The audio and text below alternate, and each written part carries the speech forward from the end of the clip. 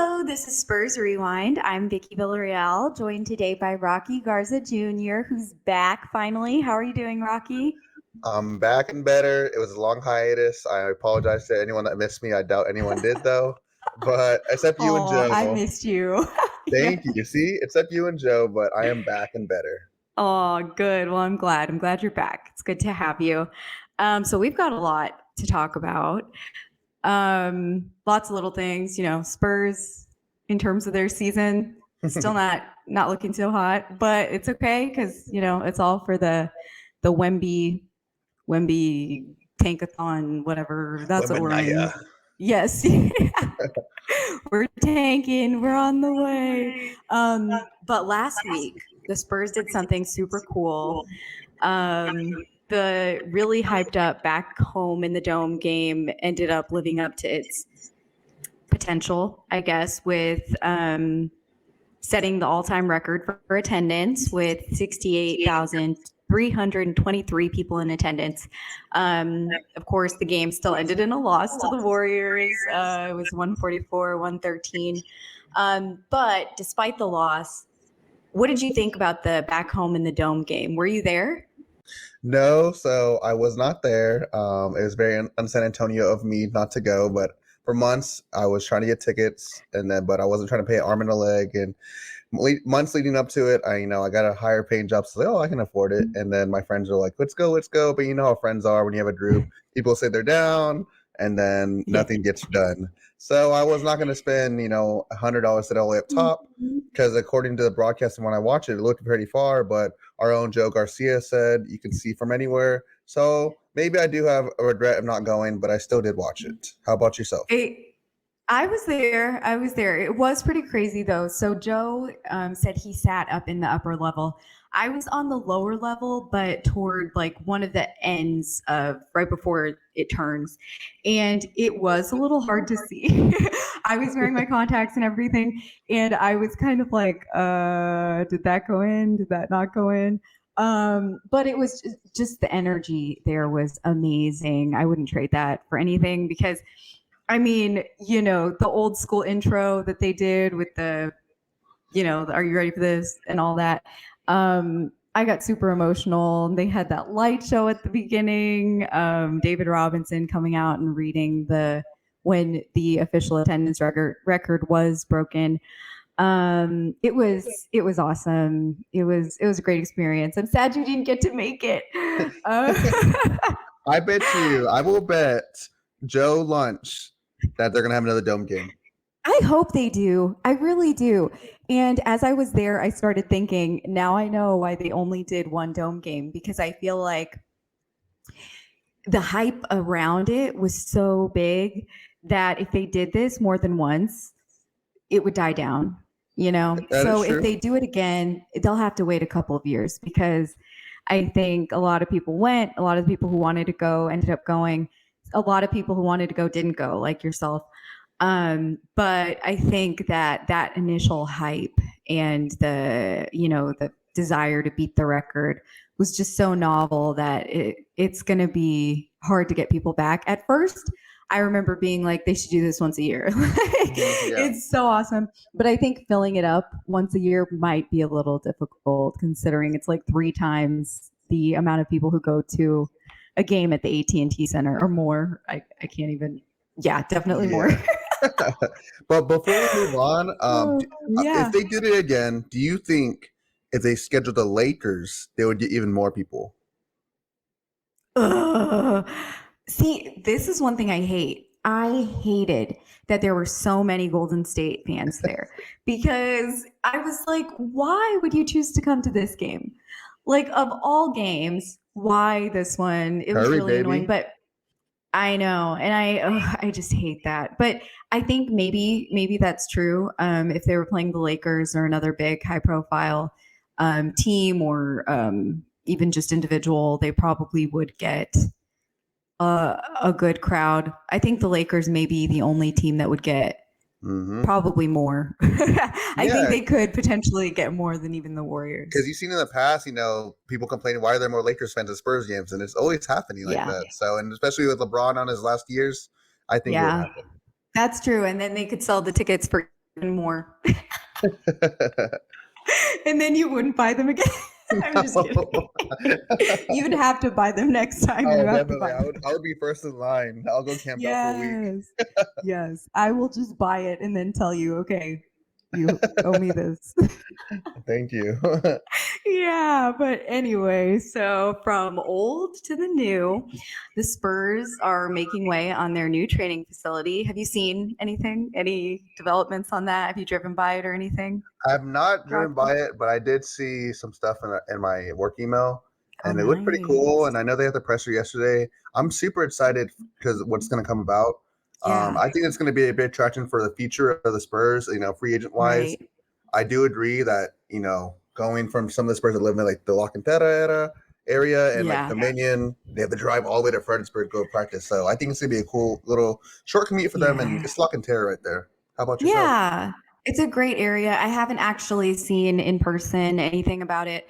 But I know that yesterday Peter J. Holt said that he hopes it'll be open and ready to go for the start of training camp in the fall.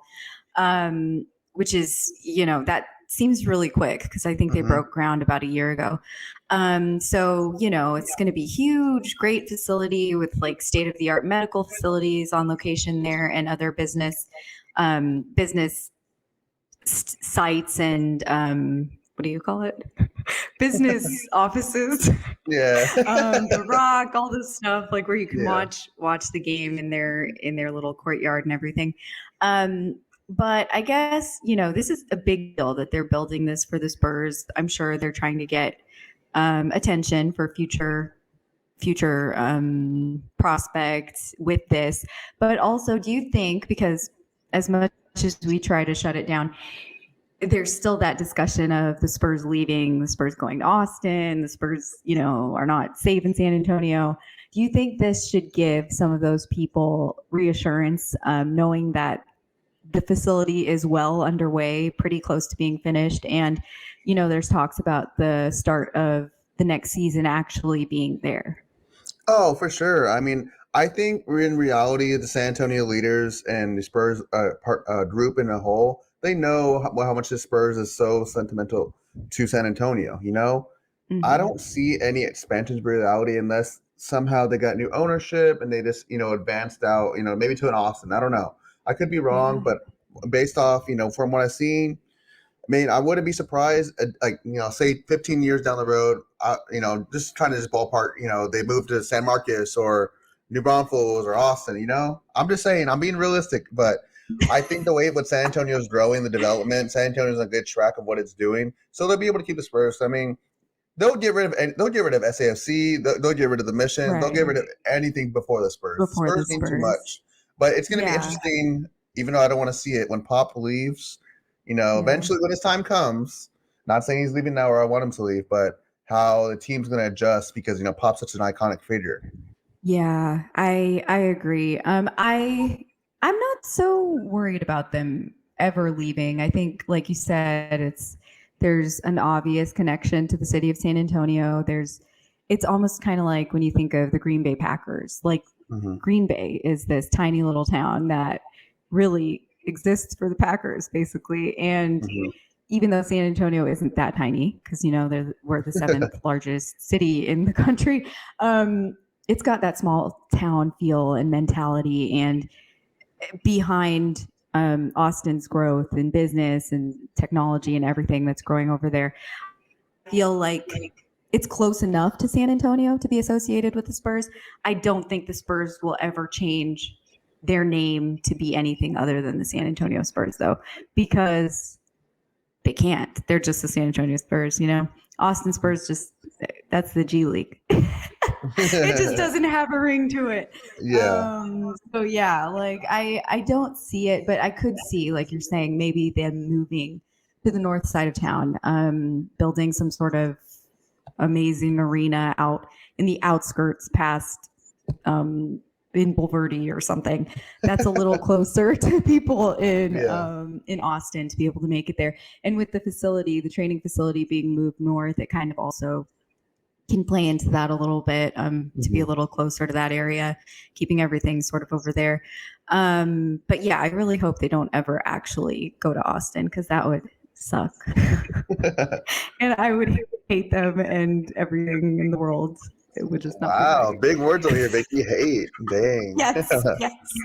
Speaking of hate, haters, Dejounte Murray. Oh God, here we go.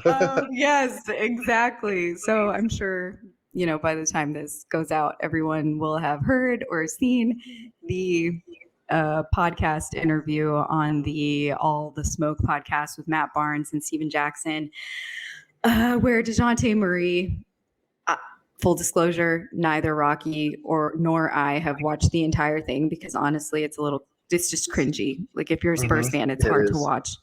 But I've seen lots of clips of Dejounte disrespecting the Spurs in general, leadership, Tony Parker, and San Antonio women.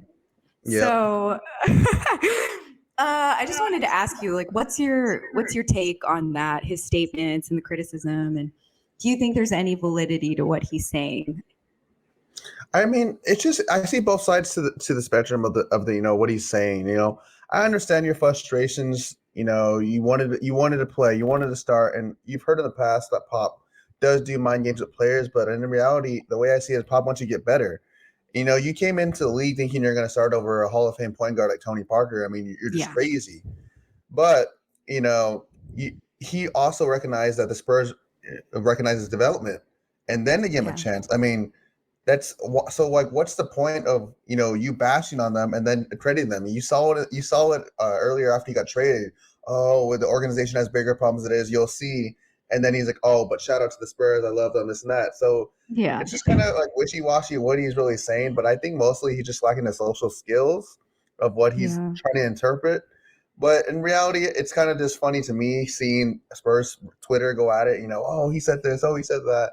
And it's just how it is. But I mean, he's gone, so it's kind of funny how he expected the Spurs to go downhill, but his Hawks are going downhill still.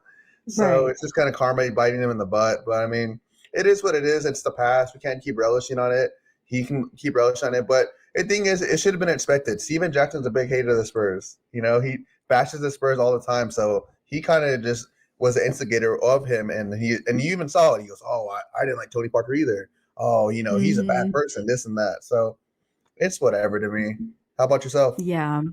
A lot of the same feelings. Just he kept in Dejounte's, the clips that I've seen, he keeps saying stuff like, well, that's how they are. They play mind games. This is what they do. They push you to your limits, all this stuff that honestly, like you said, could be seen as positives if it's the right player. And those kinds of same tactics were used on Tony Parker, Manu Mm-hmm. Ginobili, probably not Tim Duncan because he was just amazing, but they were used on those guys. And look how great they became. They became Hall of Fame players with the Spurs. But the difference with those players and Dejounte Murray and Steven Jackson is that Steven Jackson and Dejounte Murray didn't have the personality to be in San Antonio. Exactly. They didn't have the personality to match the Spurs. And I know that it's a lot of it's a like controversial thing to say that the Spurs are the good guys of the league because some Mm-hmm. people don't think that it matters if you're a good guy off the court. It does. It matters in San Antonio. And I think that the culture of the city is a certain way. And if these players can't even fit in with the city, then there's really no point in them being a part of the team. And I know, I was super upset when Dejounte was traded, but I think the very things he said that the Spurs were expecting him to fail and expecting him to do something like crazy. It happened more than once. He posted some crazy stuff on social media multiple times. And I remember being like, they've got to get a handle on him because he's just Mm-hmm. gonna do something bad one day. And I think that they cut their losses and they figured, you know what? We're gonna tank one day anyway. Let's just do it now. Yeah. So yeah, I agree. The past is the past. I'm glad he's gone now. I'm glad Steven Jackson didn't come back. But he came back twice, right? Like he was with the Yeah. Yeah. Spurs He two did. times. I'm glad that he didn't come back a third time. And I will never listen to that podcast. So, but anyway, before we sign off, do you have any other things that you've been thinking of? You want to share? No, I mean, I'm just glad to be back. I think the one thing I did want to share is just my love for Shohan, with his bikini bottom hair looking like SpongeBob over here. But as we laugh about it, I love his tenacity. I love him being an instigator. When I saw him take down Markieff Morris, I don't condone violence, but I'm just saying how he punked him out. Shohan's man, he's cool, man. I like that He cat. is cool. But I just hope the Spurs just turn it around. But it is what it Yeah. is. They're I'm not just turning it waiting. around this I'm waiting for time. Wimby or Scoot. We'll see Yes. what happens. But yeah, how about It'll be yourself? good. Same. We're almost halfway through, I think, with the season, and I'm just happy that they're going through with it. They're still, they're not improving, which is a good thing. In the long run, I think it's finally, it had to happen. Maybe next year they'll actually be competing.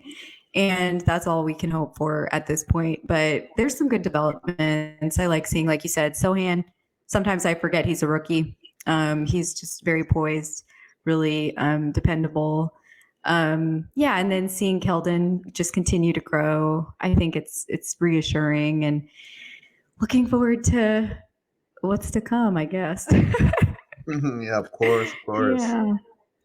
Yeah, well, thank you. Thanks so much for joining me. Of And thank you, course. Joe, for producing always. So be sure to follow me and Rocky on Twitter. You can find me there, and I think Joe will put the graphics. So you can find me and Rocky on Twitter. I'm not going to go through the spelling out because I always mess up anyway. But you can also check out projectspurs.com and this Project Spurs on Twitter for up to date Spurs news. So, for myself and Rocky, thank you for watching Spurs Rewind. Peace.